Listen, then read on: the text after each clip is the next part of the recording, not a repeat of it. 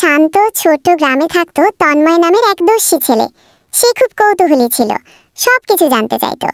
এক বিকেলে খেলতে খেলতে সে চলে যায় গ্রামের প্রান্তের জঙ্গলে। এই জঙ্গলের ভেতরেই ছিল বহু পুরনো এক পরিত্যক্ত শ্মশান। এই শ্মশান নিয়ে গ্রামে অনেক গুজব ছিল, নাকি ওখানে ভূত থাকে। কেউ যায় না ওদিকে। সন্ধ্যার পর সেই পথ একেবারে ফাঁকা হয়ে যায়, কিন্তু তন্ময় ভয়ের তোয়াক্কা না করে এগিয়ে যায়।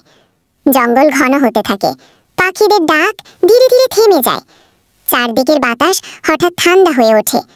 তন্ময়ের গা ছমছম করে উঠল, তবুও সে থামে না। শ্মশানে ঢোকার সময় তার পায়ের নিচে একটা শুকনো ডাল চিরিক করে ভাঙে।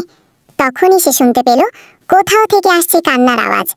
শুরুতে মনে হলো হয়তো কোনো পশু কাঁদছে, কিন্তু না, এটা ছিল এক শিশুর কান্না। তন্ময় চুপচাপ সামনে এগোয়, ভয়ে তার গলা শুকিয়ে গেছে। হঠাৎ এক পুরনো চিতার পাশে দেখতে পায় এক বাচ্চা ছেলে। সে বাচ্চাটা বসে বসে কাঁদছে, আর তার চোখে জল। তন্ময় জিজ্ঞেস করলো, তুমি কে? শিশুটি তাকিয়ে বলল, আমার নাম রাজু, আমি মরে গেছি।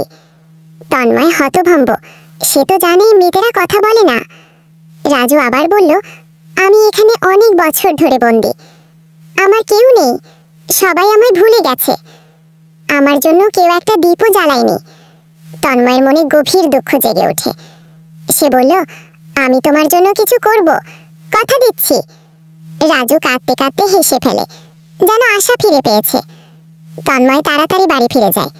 পরদিন সকালে সে তার মাকে সবকিছু খুলে বলে। মা প্রথমে বিশ্বাস না করলেও ছেলের কথায় মন গলে যায়। তারা একসাথে এক মাটির প্রদীপ আর ফুল নিয়ে শ্মশানে আসে।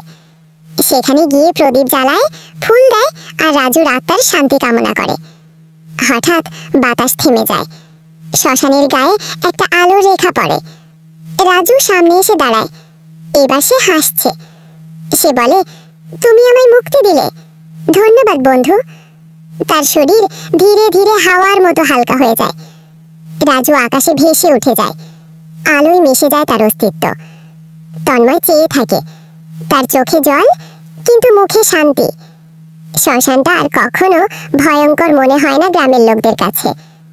সেই দিনের পর কেউ ভুলে যাওয়া আত্মাদের অবহেলা করে না। তন্ময় সবাইকে শেখায়, ভয় নয়, ভালোবাসাই সবকিছু বদলায়। আর তখন থেকেই শ্মশানের গায়ে ছায়ার বদলে আলো খেলে।